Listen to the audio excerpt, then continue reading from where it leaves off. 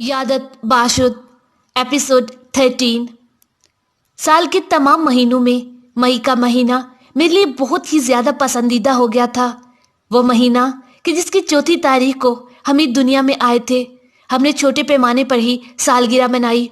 मैं सुबह से केक बनाने में मसरूफ थी।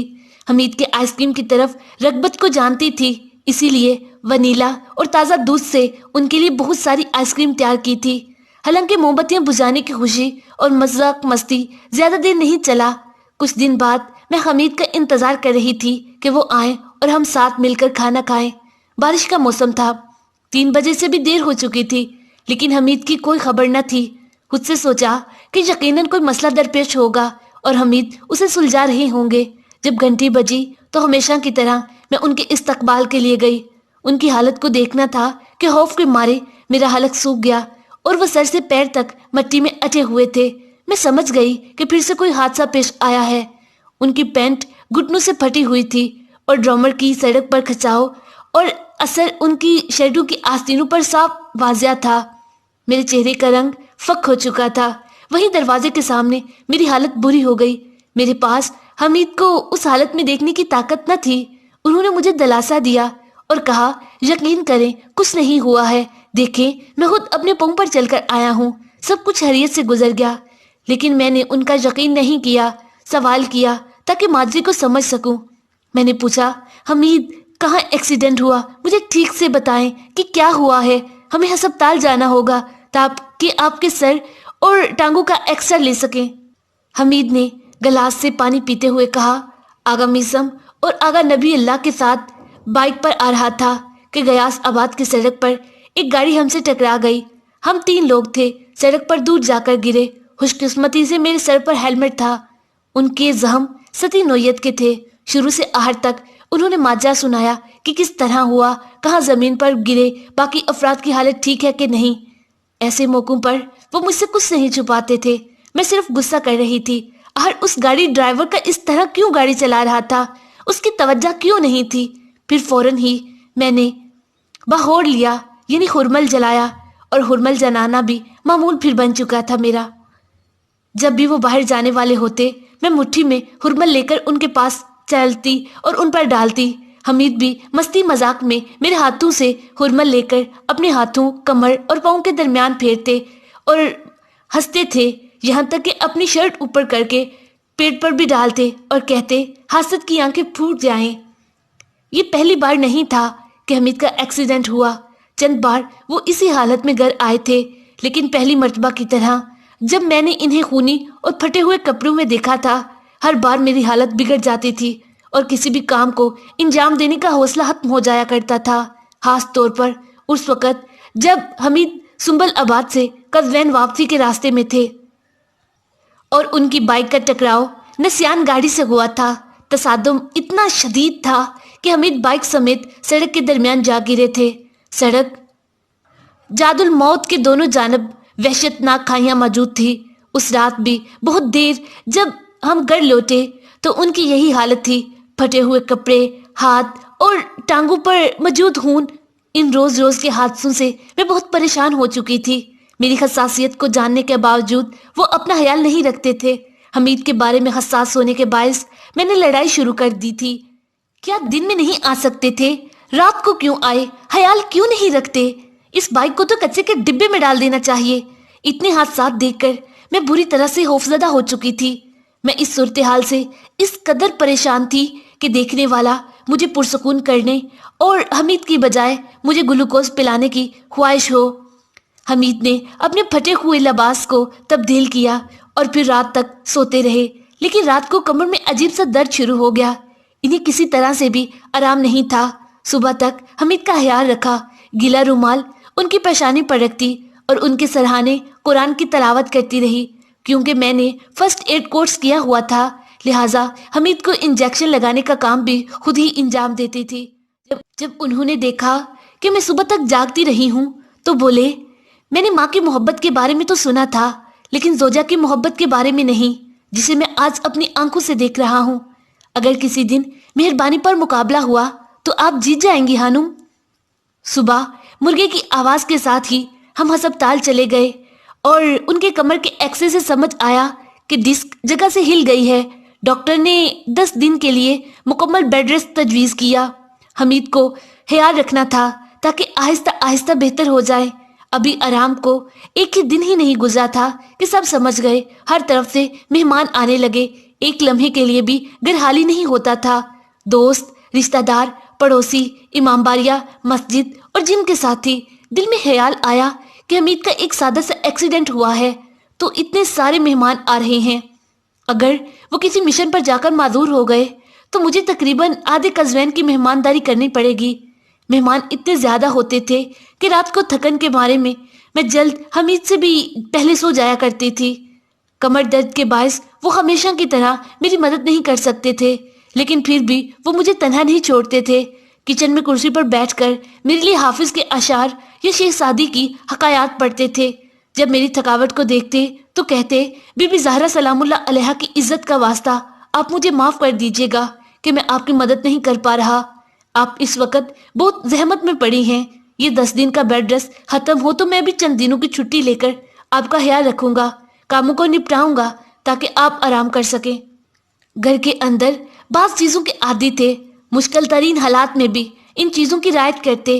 حالانکہ ان کی کمر میں درد تھا، لیکن مغرب کے بعد پانی حتماً بیٹھ کر پیتے۔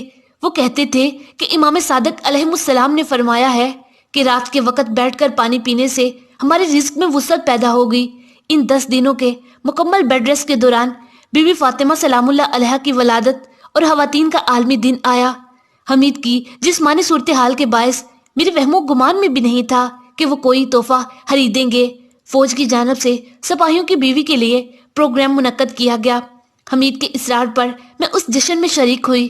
صبح سویرے چلی گئی تھی تاکہ جلدی لوٹ سکوں۔ پورے پروگرام میں میرا ذہن مکمل طور پر حمید کے ساتھ گھر میں ہی رہ گیا تھا۔ جب میں واپس آئی تو میری چیخ بلند ہو گئی۔ حمید اسی حالت میں گھر سے باہر گئے تھے، میرے لیے گلدستہ اور خواتین کے دن کی مناسبت سے تحفہ خریدا تھا۔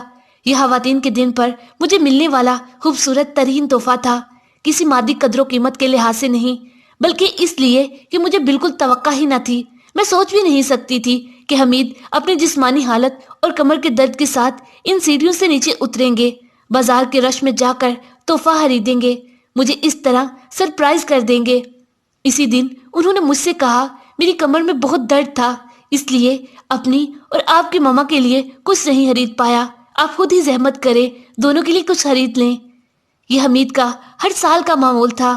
بی بی فاطمہ سلام اللہ علیہا کی ولادت کے دن میرے لیے، اپنی امی اور میری امی کے لیے تحفہ خریدتے تھے۔ اپنی والدہ کے حوالے سے بہت حساس تھے۔ ماں کی رضا اور مسکراہٹ ان کے لیے دنیا سے زیادہ قیمتی تھی۔ ان کی ہمیشہ کی عادت تھی کہ جب بھی اپنی والدہ کو دیکھتے تو جھک کر ان کی پیشانی کا بوسہ لیا کرتے۔ ممکن ہی نہ تھا کہ وہ ایسا نہ کریں۔ جن دنوں ڈاکٹر نے انہیں مکمل بیڈ ریسٹ کی تجویز کی تھی اور اس دوران ان کی والدہ کا فون آتا اور وہ خیریت پوچھتی تو حمید کی حالت تبدیل ہو جاتی تھی۔ وہ مکمل طور پر آداب کی رعایت کرتے تھے، اگر لیٹے ہوتے تو بیٹھ جاتے، اگر بیٹھے ہوتے تو کھڑے ہو جاتے۔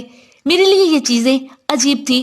میں نے کہا، حمید آپ کی امی تو نہیں دیکھ سکتی نا کہ آیا آپ لیٹے ہوئے ہیں یا بیٹھے ہوئے؟ جس طرح آپ لیٹے ہوئے تھے اسی حالت میں، جس طرح میں آپ آرام کر رہے تھے اسی حالت میں پھپھو سے بات کر لیں۔ انہوں نے جواب دیا، یہ ٹھیک بات ہے کہ امی نہیں دیکھ سکتی، لیکن خدا تو ہے، خدا تو دیکھ رہا ہے۔ ماہ شعبان میں امام حسین علیہ السلام کی ولادت اور فوجیوں کے دن پر انہوں نے کہا، امام زادہ حسین کی قبر کی طرف چلتے ہیں، میں بٹالین کے سپاہیوں کے لیے ادھر خریدنا چاہتا ہوں، ہم وہیں نماز بھی پڑھ لیں گے اور پھر لوٹ آئیں گے۔ امام زادہ میں موجود دکان پر پہنچے تو کچھ اقسام کی عطر دیکھے۔ حمید کو 70 عطروں کی ضرورت تھی۔ بالآخر ہم نے ایک قسم کا عطر پسند کیا اور ایک مختلف قسم کا عطر بھی میں نے حمید کے لیے لیا اور کہا، آغا یہ عطر آپ کے لیے ہے، میری طرف سے فوجیوں کے دن پر آپ کے لیے تحفہ، اور پھر اس عطر کو باقی سب سے علیحدہ حمید کی جیب میں ڈال دیا۔ اگلے 2 دن تک وہ اس عطر کو استعمال کرتے رہے جو میں نے ان کے لیے خریدا تھا۔ بہت اچھی خوشبو تھی۔ 2 دن کے بعد میں نے دیکھا کہ عطر موجود ہی نہیں۔ چند بار پوچھا تو ٹال مٹول کرتے رہے۔ میں نے اندازہ لگایا کہ شاید انہیں عطر کی خوشبو پسند نہیں آئی، لیکن بتانا نہیں چاہتے، کہیں میرا دل نہ دکھے۔ ایک مرتبہ بہت اصرار کے ساتھ سوال پوچھا تو بولے ایک سپاہی کو عطر کی خوشبو بہت پسند آئی تھی، جب مجھے پتا چلا تو میں نے پورا عطر ہی اسے دے دیا۔ مئی کے مہینے کی درمیانی تاریخ چل رہی تھی۔ اس دن حمید کام سے سیدھا اپنی کوچنگ کلاس کے لیے جم چلے گئے تھے۔ گھر پہنچے تو تھکاوٹ کے مارے رات کے 10 بجے ہی سو گئے۔ ابھی آدھا گھنٹہ ہی سوئے تھے کہ ان کا فون بجا۔ فوجی دفتر سے فون آیا تھا۔ میں سوچ رہی تھی کہ انہیں اٹھاؤں یا نہ اٹھاؤں۔ بلاہر سوچا کہ شاید ضروری کام ہو، اس لیے انہیں اٹھا دیا۔ انہوں نے فون کو جواب دیا تو مجھے اندازہ ہوا کہ انہیں بلایا گیا ہے۔ حمید کو فوجی بیرک جانا تھا۔ وہ فوراً ہی تیار ہو گئے۔ خدا حافظی کے وقت میں نے پوچھا کب لوٹیں گے؟ وہ بولے پتہ نہیں۔ رات کے 12 بجے تھے کہ ان کا انتظار کیا، لیکن ان کی کوئی خبر نہ تھی۔ پھر آہستہ آہستہ مجھے نیند آ گئی۔ رات کے 2 بجے میری نیند سے میں ہڑبڑا کر اٹھی۔ وہ ابھی تک نہیں لوٹے تھے۔ بہت پریشان ہو گئی تھی۔ موبائل چیک کیا تو دیکھا کہ ان کا میسج آیا، خانم میں بندرگاہ عباس جا رہا ہوں، پتہ نہیں کب لوٹوں گا، اپنا خیال رکھیے گا۔ مجھے بہت حیرت ہوئی۔ وہ اپنے ساتھ کوئی بھی چیز نہیں لے کر گئے تھے، نہ کپڑے، نہ دیگر سامان، اور نہ ہی موبائل کا چارجر۔ عام طور پر جب بھی وہ مشن پر جایا کرتے تو پہلے سے اطلاع دی جاتی اور میں خود ان کی ضرورت کی چیزیں ان کے بیگ میں ڈالتی۔ میرا دل بہت پریشان تھا۔ فوراً نے ٹی وی کھول کر خبروں کے چینل پر لگایا تاکہ یہ دیکھ سکوں کہ کہیں بندرگاہ عباس میں کوئی ماجرا تو پیش نہیں آیا۔ نیچے خبروں میں لکھا ہوا تھا کہ اس جگہ پر فوجی ورزش منعقد ہوگی۔ مجھے کچھ اطمینان ہو گیا۔ سوچا کہ یقیناً 1-2 دن کی فوجی پریڈ یا ورزش ہوگی، جائیں گے اور لوٹ آئیں گے، لیکن پھر دل کو چین نہیں آیا۔ صبر کا پیمانہ لبریز ہوا تو میں نے حمید کو فون کیا۔ ابھی وہ بس ہی میں تھے۔ ان کے ساتھیوں کی ہنسی مذاق کی آوازیں آ رہی تھی۔ میں نے کہا حمید ایسے اطلاع دیے بغیر آدھی رات کو بندرگاہ عباس کی طرف کوئی سامان بھی نہیں لے کر گئے؟ وہ بتانا نہیں چاہتے تھے یا پھر بتا نہیں سکتے تھے، صرف کہا خانم یہاں ہمیں ہر چیز دی جائے گی، آپ سو جائیں اور صبح بابا کے گھر چلی جائیے گا۔ عجیب سے پریشانی کا شکار ہو گئی تھی۔ پتہ نہیں کتنی بار نیند سے ہڑبڑا کر اٹھی۔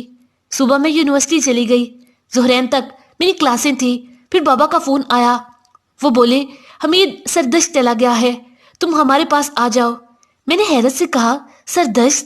حمید نے کہا تھا کہ بندرگاہ عباس۔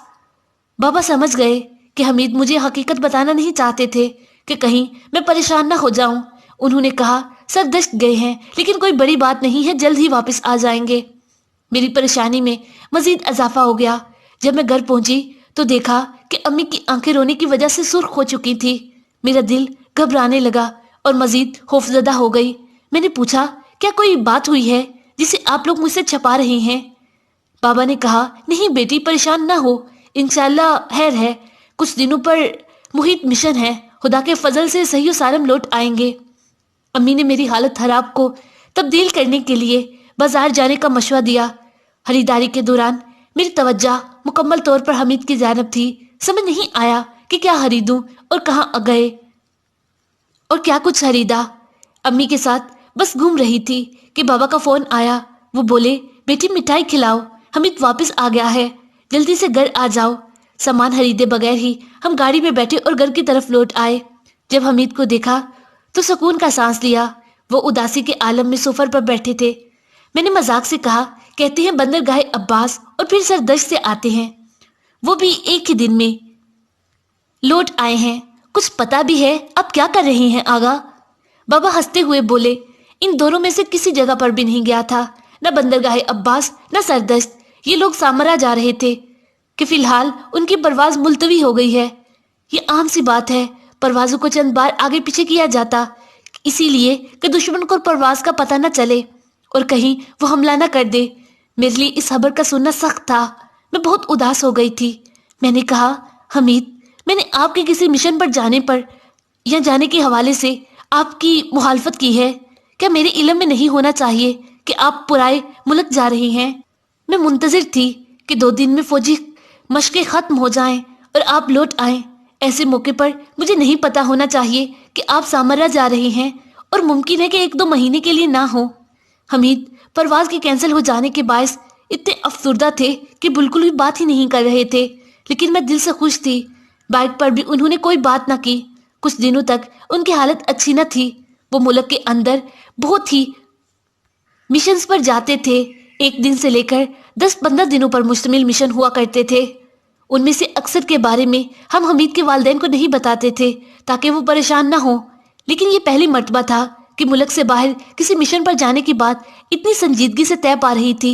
इराक खुद हमीद का इंतखाब था। उनसे कहा गया था कि जाने के हवाले से वो खुद मुख्तार हैं, कोई जोर जबरदस्ती नहीं है, यहाँ तक कि वो शाम या इराक में से खुद इंतखाब कर सकते हैं। हमीद ने इराक को चुना था।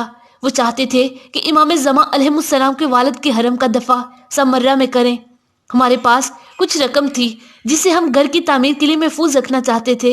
हमीद का इसरार था कि मैं बैंक में अपना अकाउंट खुलवाऊं और ये रकम मेरे नाम पर महफूज हो। नाश्ते के वक़्त उन्होंने कहा, आज मैं देर से जाऊंगा ताकि हम दोनों साथ में बैंक जा सकें।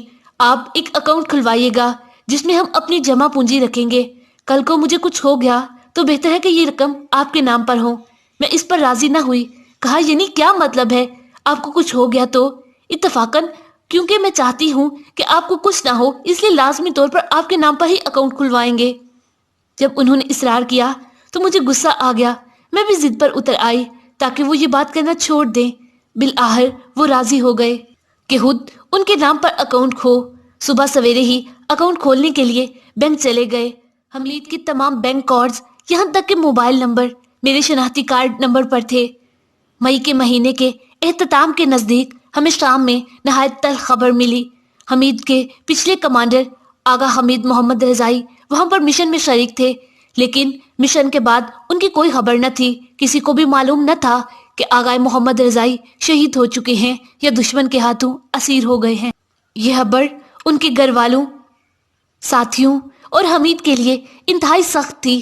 जिस वक़्त हमारा नया नया निकाह हुआ था तब आगा मोहम्मद रज़ाई की बीवी से दफ़ाए मुक़द्दसा की एक नुमाइश में मुलाकात हुई थी। क्योंकि आगा मोहम्मद रज़ाई मेरे वालिद के साथी थे, लिहाजा हम एक दूसरे को अच्छे से पहचानते थे। उनकी बीवी ने मुझसे पूछा कि आपके शोहर का क्या नाम है। जब उनको पता चला कि मेरे शोहर का नाम हमीद है तो बोली, कितनी अच्छी बात है, मेरे शोहर का नाम भी यही है। मैं आगा हमीद से बहुत मोहब्बत करती हूँ। मेरे हमीद बहुत नखरे उठाते हैं और मोहब्बत करने वाले हैं। ये आशिकाना बातें मेरे जैसे किसी नई शादीशुदा जोड़े के मुंह से सुनना तो अजीब ना होता, लेकिन आगा मोहम्मद रज़ाई की बीवी की जुबान से इन जज्बात का इजहार कि इनकी शादी को कितने साल गुजर चुके थे और इनके 3 बच्चे भी थे, एक अजीब से तासुर का हामिल था। कितना ही अच्छा होता अगर सबकी जिंदगी ऐसी ही हुआ करती और सालों के बाद भी मोहब्बत का इजहार इसी तरह किया जाता। जिस दिन से हमीद ने यह खबर सुनी थी, इन्हें चैन नहीं था। आगा मोहम्मद रज़ाई से मुतल्लिक खबरें मिलने के लिए उन्होंने सूरह यासीन का खत्म शुरू करवा दिया था।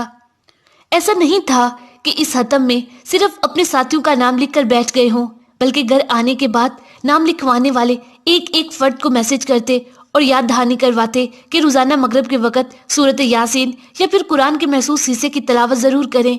सूरत यासीन की आयत 9 की वो खुद बहुत ज़्यादा तिलावत करते थे ताकि आगा मोहम्मद रज़ाई खुद या उनका जिस्म दाइश के हाथ न लग जाए।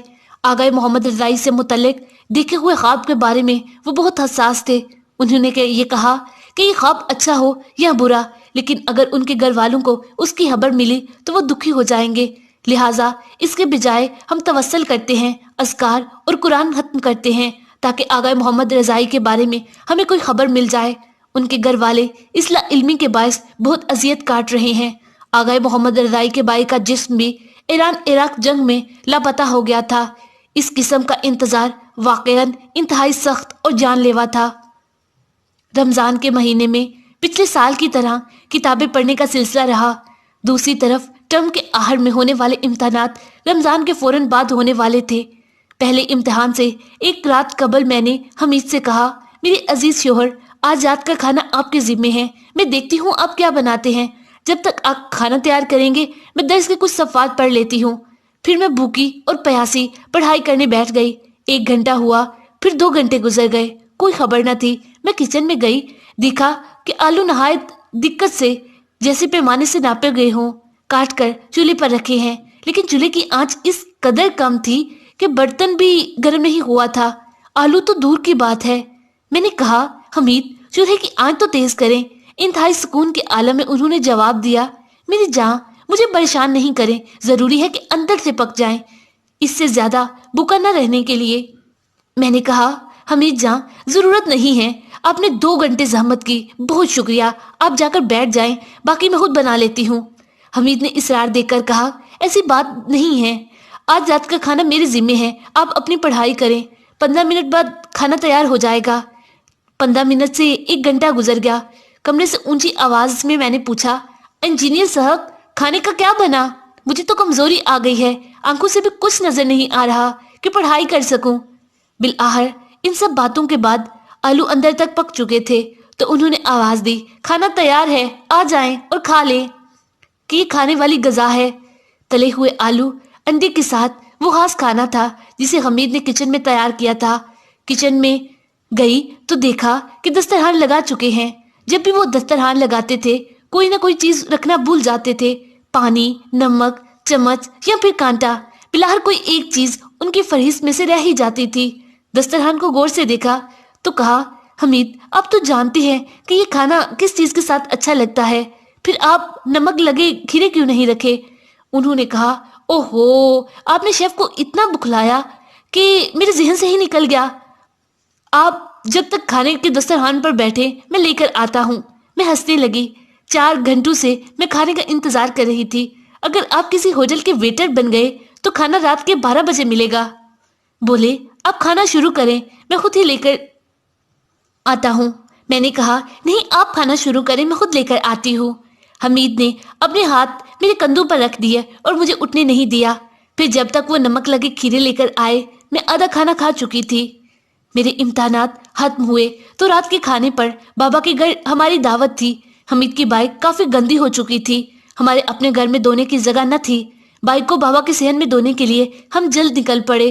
جب ہم پہنچے تو سیڑھیوں سے انہوں نے کہا یا اللہ. کبھی کبھار وہ دوسرے اذکار بھی پڑھتے تھے, کہتے تھے یا علی, یا حسین, یا زہرا. ایک طرح سے اعلان کرتے تھے کہ اگر کوئی نامحرم ہے تو لازمی طور پر حجاب میں ہو. وہاں اکیلے بائک دھونے میں انہیں شرمندگی محسوس ہو رہی تھی. انہوں نے کہا عزیزان آپ بھی میرے ساتھ رہیں. میرے اپنے خاندان والوں کے درمیان بھی حمید نہایت ادب اور حیا والے تھے. حالانکہ میرے بابا ان کے ماموں تھے مگر ان کے ساتھ بھی حمید کا رویہ مکمل طور پر مؤدبانہ تھا. ابھی بائک دھلنا ختم ہی ہوئی تھی کہ حمید کا موبائل بجا. انہیں پھر بلایا گیا تھا. کچھ ایسے ہو گیا کہ بلائے جانے کے نام سنتے ہی میری حالت خراب ہو جایا کرتی تھی اور دل کے جیسے سارے بند ٹوٹ جاتے تھے. خطرے کا احساس میں کئی کلومیٹر دور سے ہی کر لیتی تھی. حمید تیار ہو کر چلے گئے. میں نے امی سے کہا مجھے شک نہیں کہ اس بار شام جانے کی بات ہے. کچھ گھنٹے گزر گئے. رات کے تقریباً 10 بجے تھے جب وہ واپس لوٹ آئے. بہت زیادہ دکھی تھی. بابا سے آہستہ آہستہ باتیں کر رہے تھے. ایسے میں مجھے احساس نہ ہو کہ میں ان کے لیے پھل لے کے گئی اور کہا آپ دونوں آپس میں کیا باتیں کر رہے ہیں, شام جانا چاہتے ہیں؟ بابا ہنس دیے اور بولے حمید جان میری بیٹی بہت ہوشیار ہے, اس سے کچھ بھی چھپانا ممکن نہیں ہے. حمید نے بابا کی تائید کی اور مجھ سے کہا ہاں ٹھیک اندازہ لگایا ہے آپ نے, شام جانے کی بات ہے. میرے سارے دوست جانا چاہتے ہیں لیکن میرا نام کرے میں نہیں نکلا ہے. بابا نے کہا کیونکہ جانے کے لیے افراد زیادہ ہیں اور بھجوانے کے لیے گنجائش کم ہے, لہٰذا ناموں کی پرچی نکالی جاتی ہے تاکہ ہر بار کچھ تعداد میں افراد کو بھیجا جائے. حمید بابا سے باتیں کر رہے تھے تاکہ وہ ان کے جانے کے لیے کوئی رستہ نکالے. کہہ رہے تھے کہ اب ٹھہرنے کا موقع نہیں ہے, اگر رہ گیا تو ساری زندگی بی بی زہرا سلام اللہ علیہا کے سامنے شرمندہ رہوں گا.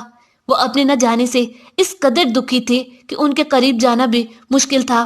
ایسے موقعوں پر میں ترجیح دیا کرتی تھی کہ ان کی تنہائی اور حلوت میں انہیں پریشان نہ کروں. ٹیلی ویژن دیکھ رہی تھی کہ کچن سے ماما کی آواز آئی. انہوں نے گرم گرم تیل اپنے ہاتھ پر گرا لیا تھا. میں کچھ دیر میں کھڑی ہوئی اور پھر کچن میں گئی. کچھ خاص نہیں ہوا تھا. جب میں واپس آئی تو دیکھا حمید بہت ناراض تھے. بہت ناراض. گھر جاتے وقت انہوں نے چند بار کہا مامی کو جب مدد کی ضرورت تھی تو آپ دیر سے کیوں کھڑی ہوئی؟ آپ کا دیر سے جانا ایک برا کام تھا. آپ نے بہت برا کیا. جب کسی خاتون کو مدد کی ضرورت ہو تو فوراً مدد کے لیے جانا چاہیے, اور پھر وہ تو آپ کی امی تھی, آپ کو فوراً جانا چاہیے تھا. سال 2015 کے اکتوبر میں میری نانی کی طبیعت خراب ہو گئی تھی. ہم دونوں ان کی عیادت کے لیے گئے. ان کی حالت بالکل ٹھیک نہ تھی. میں بہت دکھی ہو گئی. عیادت کے بعد پھوپھو کے گھر گئے. کمرے میں بیٹھ کر میں بہت روئی. پھوپھو نے میرے رونے کی آواز سنی तो उन्हें बहुत रंज हुआ। हमीद कमरे में आए और कहा, अजीजान, क्या ऐसा नहीं हो सकता कि आप ना रोएं? जब आप रोती हैं तो अम्मी के आंसू भी निकल आते हैं। मुझ में आप दोनों को ही रोता हुआ देखने की ताकत नहीं है। मेरे बस में नहीं था रोना, खत्म ही नहीं हो पा रहा था। मुझे नहीं पता क्यों, मगर जब से हमीद के शाम जाने की बात संजीदगी से होने लगी थी, मेरा दिल बहुत नाजुक हो गया था। हमीद ने जब मेरी हालत देखी तो मजाक में कहा, तैयार हो जाएं, कहीं बाहर चलते हैं। आप बाइक पर सवारी की आदी हैं, अभी खून कम हो गया है, बाइक पर बैठना होगा ताकि आपकी हालत बेहतर हो जाए। क्योंकि मैं फुप्पो को इससे ज्यादा अफसरदा नहीं देखना चाहती थी, इसलिए वहां से जल्द ही निकल आए। रास्ते में हमीद ने खाने की बहुत सारी चीजें ली ताकि मेरी हालत कुछ बेहतर हो जाए। घर पहुंचे तो मालिक मकान के पोते पोतियां दरवाजे के सामने खड़े थे। हमीद ने जो कुछ खरीदा था वो उन्हें दे दिया। वो हमेशा ही से ऐसा करते थे, दिल और हाथ के बहुत खुले थे। जब भी कुछ खाने के लिए लाते और मालिक मकान के पोते पोतियां भी सीढ़ियों पर देखते तो इन्हें दे देते। अगर मैंने जर्दा या मैक्रोनी बनाए होते तो कहते, एक प्याला मालिक मकान को दे देंगे और एक प्याला मेरी अम्मी के लिए रख ले, फिर ले जाएंगे। जब हमीद की खाने पीने की आधी से ज्यादा चीजें दे चुके तो सीढ़ियां चढ़ते हुए बोले, मुझे अपने नामा इमाल से बहुत डर लगता है। शायद इन मासूम बच्चों की दुआए खैर के नतीजे में खुदा मेरे गुनाह माफ कर दे। इस वाक़े को अभी एक हफ्ता नहीं गुजरा था कि टेलीविजन पर हज हुसैन हमदानी की शाम में शहादत का ऐलान हुआ। हमीद ने शहादत की खबर सुनी तो टेलीविजन के सामने खड़े रो दिए। वो सरदार हमदानी को बहुत अच्छी तरह जानते थे, क्योंकि तेहरान में होने वाले कुछ कोर्सेज में उनका राब्ता उनके साथ रहा था। उन्होंने हसरत से कहा, हज हुसैन चले गए, वाकईन हैफ है, हमें उनकी ज़रूरत थी। उसी दिन फुप्पो को दोपहर के खाने पर दावत दी थी। सब्जी साफ करते हुए मैंने कहा फुप्पो से, सरदार हमदानी शहीद हो गए। यह खबर सुनकर हमीद बहुत रोए हैं। हमीद ने जब ये सुना तो आंखों के इशारे से बोले, आखिर अम्मी को क्यों बताया? मैंने सिर्फ अपने कंधों को उचकाया। वो नहीं चाहते थे कि फुप्पो उन्हें उदास देखे, इसीलिए वो कमरे में चले गए और अपने बहन के बच्चों के साथ बॉल से खेलने लगे। इन सब ने खूब शोर शराबा किया। बच्चों से ज्यादा हमीद की आवाज आ रही थी। अब भी उनकी बहन के बच्चे बाज दफा कहते हैं कि काश मामू होते और हम उनके साथ बाल से खेलते। वो अफराद कि जिनके जान के नाम शाम जाने के लिए कुरैन में निकले थे, इन्हें अमादगी और फौजी तरबियत के मराहिल से गुजरना था। हमीद के इस गिरोह में शामिल न होने के बायस दुनिया उनके लिए कैदखाना बन गई थी। बहुत उदास थे और किसी भी काम को इंजाम देने की उनमें रग़बत न थी। उस शख्स के जैसा महसूस कर रहे थे कि जिसके तमाम दोस्त जा चुके हों और वो तन्हा रह गया हो। रवानगी के वक़्त उस गिरोह की परवाज चंद मर्तबा तहीर का शिकार हुई। हमीद घर आते तो मैं रोजाना उनके दोस्तों के जाने से मुतल्लिक सवाल करती। हमीद हंसकर कहते, दिलचस्प बात यह है कि रोजाना उन सब से खुदा हाफिजी करते हैं और अगली सुबह ये सब दोबारा काम पर लौट आते हैं। मेरे बाद साथी कहते हैं कि हमारे पास घर वापस जाने की हिम्मत नहीं है। रोजाना सुबह घर वाले हमारी नज़ो न्याज और गिरियाजारी के साथ हमें रवाना करते हैं और फिर रात को हम घर लौट जाते हैं। अक्टूबर की 16वीं तारीख को वो उदासी के आलम में घर आए और कहा, बिलआखिर वो चले गए और हम यहाँ रह गए। आपके बाबा इन सब से खुदा हाफिजी के करते वक्त बहुत रोए, एक एक को गले लगाया, सबसे माफ़ी मांगी और सबको कुरान के नीचे से गुजारा। बाबा इन चीज़ों के मुतालिक हसास थे, बहुत जल्दी जज्बाती हो जाते थे। इस तरह के मनाजर इन्हें ईरान इराक जंग और अपने दोस्तों की याद दिलाते थे। उसी वक्त प्रोग्राम मुलाज़माने हर्ब उफक चैनल से नशर किया जा रहा था, जिसमें शोहदा की बीवियां अपनी रुदात सुना रही थी। हमीद ने और बाबा ने हमीद को फ़ोन किया और कहा, फरजाना को ये प्रोग्राम नहीं देखने देना। एक अरसा तक उफक चैनल देखना हमारे घर में ममनू था। वो दिन हम सब के लिए सख्ती से गुजर रहे थे। हमीद कहते, पूरे ब्रिगेडियर में गमो अंदाज़गी की कफियत ने बसेरा किया हुआ है। वो बहुत बेताब हो गए थे। हमीद के नमाज शब पढ़ने के तरीका में फ़र्क आ गया था। जब भी मैं यूनिवर्सिटी से लौटती तो दरवाजे के पीछे से उनकी दवाओं की आवाज़ आ रही होती थी। घर में दाखिल होती तो उनकी नम आंखें हर चीज़ की गवाही दे रही होती थी। वो ठहरना नहीं चाहते थे, जाना चाहते थे। कुछ वक़्त गुजरा था कि शाम से हमीद के दोस्तों के फ़ोन आने लगे। वो फ़ोन करते थे और शाम की सूरत हाल बताया करते थे। आवाज़ बहुत देर से पहुंचती थी। हमीद इन्हें हौसला देने की भरपूर कोशिश करते थे, हंसी मजाक करते। हमीद का हर एक दोस्त उनका दिल अपने साथ ले गया था। ان کے گروپ سے آغا میسم کہتے تھے جب تک تم شام نہیں آ جاتے میں یہیں رہوں گا، یہاں آ کر دیکھ لو پھر ایران لوٹ جائیں گے۔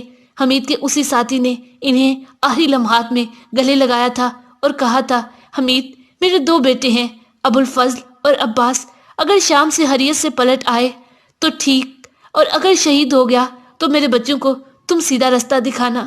حمید گھر آتے تو کہتے میرے ان دوستوں کی بیویوں کی حریت پتہ کریں جو شام چلے گئے ہیں، ان سے کہیں کہ اگر انہیں کسی چیز کی ضرورت ہے یا کوئی کام ہے تو تکلیف نہ کریں۔ میں کبھی کبھار حمید کی نظروں کے بچ کر کمپیوٹر پر بیٹھ جایا کرتی تھی اور حمید کی ان باقی دوستوں کے ساتھ تصاویریں دیکھتی تھی، خاص طور پر ان لوگوں کی جو شام گئے تھے اور صاحب اولاد بھی تھے۔ میرا دل بڑا چلتا تھا، رو رو کر ان کے لیے دعا کرتی تھی، خدا تعالیٰ سے کہتی تھی اے خدا تجھے پنجتن کا واسطہ حمید کا یہ ساتھی صاحب اولاد ہے، انشاءاللہ بخیر و عافیت لوٹ آئے۔ ان دنوں میرے وہم و گمان میں بھی نہیں تھا کہ کچھ ہی دنوں کے بعد میں انہی تصویروں کو دیکھ کر حمید کے لیے رویا کروں گی اور میرے روز شب کا حساب ختم ہو کر رہ جائے گا۔